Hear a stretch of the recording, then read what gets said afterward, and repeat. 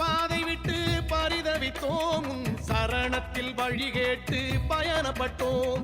அன்னதானம் ஆனந்த கோஷம், இருமுடி வாரம் ஏற்றிடும் தேகம், ஆணவத்தில் இதுவரையில் வாழ்ந்து விட்டோம். 5 மலை ஏறி வந்து திருந்தி விட்டோம். நெய்யபிஷேகம், கற்பூர தீபம், காணி பொண்ணு, முத்திரை தேங்காய், பாதபலம் தா, தேகபலம் தா, ஏகபலம் தா ஐயப்பா.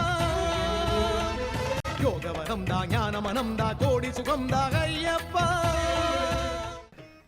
உண்மையாக சொல்கிறேங்க, விரதம் இருந்து பார்க்கணும். ஒரு மண்டலம் விரதம் இருந்து பார்த்தா தான் ஐயப்பனுடைய மகிமையை காண முடியும்.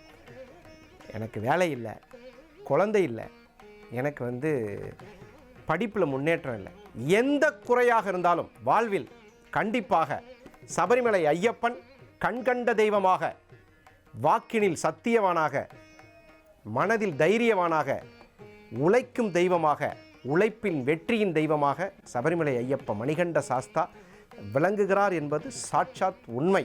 இது யாருக்கெல்லாம் தெரியும் அப்படின்னு கேட்டிங்கன்னா, கண்டிப்பாக அந்த கோயிலுக்கு போயிட்டு எனக்கு தெரிஞ்சு எத்தனை பேர் என்கிட்ட சொல்லியிருக்காங்க தெரியுங்களா, மணிகண்டன்னு நான் பேர் வச்சிருக்கிறது அந்த மணிகண்டன் அருளால் தான் பிறந்தது அப்படின்னு சொல்லியிருக்காங்க.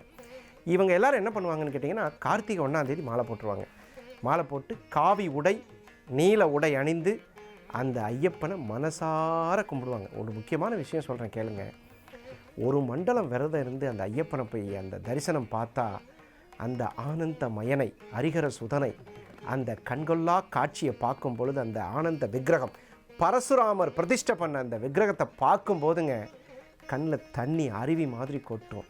அந்த ஆனந்த சிரிப்பு அப்பா பார்க்கறதுக்கு கொடுத்து வச்சிருக்கணும். அரிய பாடல் ஓசையோடு பம்பா நதியில் குளிக்கிற அந்த சுகமே தனிங்க. பம்பா நதியில் குளிக்கணும்னா அதுக்கு ஒரு பெரிய புண்ணியம் பண்ணியிருக்கணுங்க.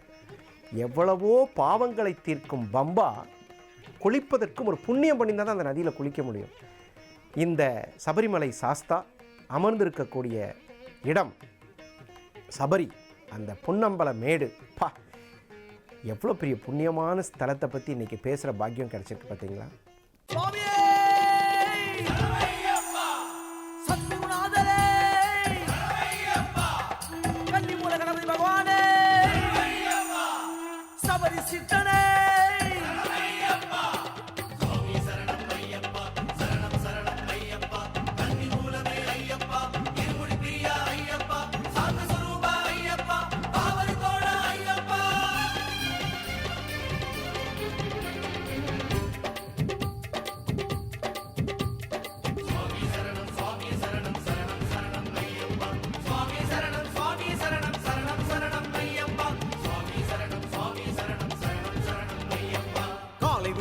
கார்த்திகை வந்தது சன்னதி திறவாயோ, என் குருநாதா சத்குருநாதா மாலைகள் தாராயோ. காலை விடிந்தது கார்த்திகை வந்தது சன்னதி திறவாயோ, என் குருநாதா சத்குருநாதா மாலைகள் தாராயோ. பொன்மாமலை ஓமென பல்லாயிரம் பிள்ளைகளும் கூட்டம் கூட்டமாய் அம்பலம் கூடி குருவின் பாதமே சிக்கன தேடி சரண கோஷமே போடும் கோலம் காணாயோ சுவாமி.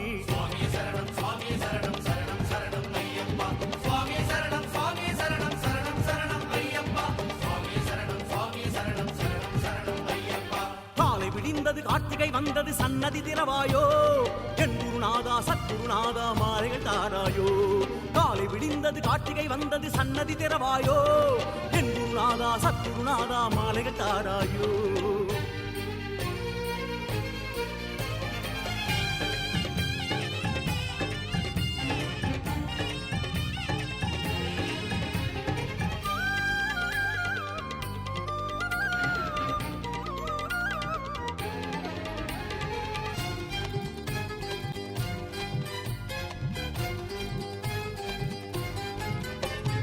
மாதம் தோறும் 1ஆம் தேதி வருகுது சுவாமி, கார்த்திகை வந்தால் தானே கண்கள் திறக்குது சுவாமி.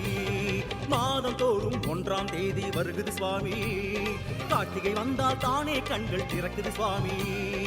ஆசாவாச கோஷம் எல்லாம் முட்டை கட்டியது, என் ஐயா சரணம் என்னும் கோஷம் வானை முட்டியது. மார்கழி வந்தால் இருமுடி கட்டு, மனதில் அதற்கு விதயம் போட்டு மாலை கட்டு உருகும் எம்மை பாராய்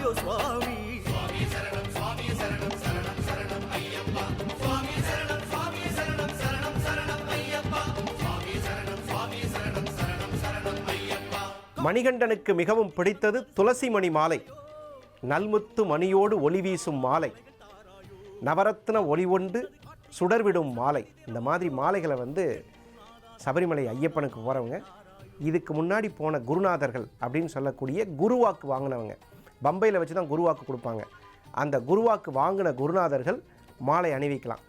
அப்படி எந்த குருநாதர் எனக்கு தெரியாதுங்கன்னா தாய், அப்படி இல்லைன்னா தந்தை, இவங்க வந்து மாதா பிதா குரு தெய்வங்களே சரணம் அந்த மாதிரி சொல்கிற மாதிரி அந்த மாலையை போட்டு விடலாம். அந்த மாதிரி போட்டு 48 நாள் விரதம் இருக்கக்கூடிய அந்த மண்டல விரதம் மிக புண்ணியமானது. சிறிய இடைவேளைக்கு பிறகு இன்னும் ஐயப்பன் பற்றிய அற்புத தகவல்.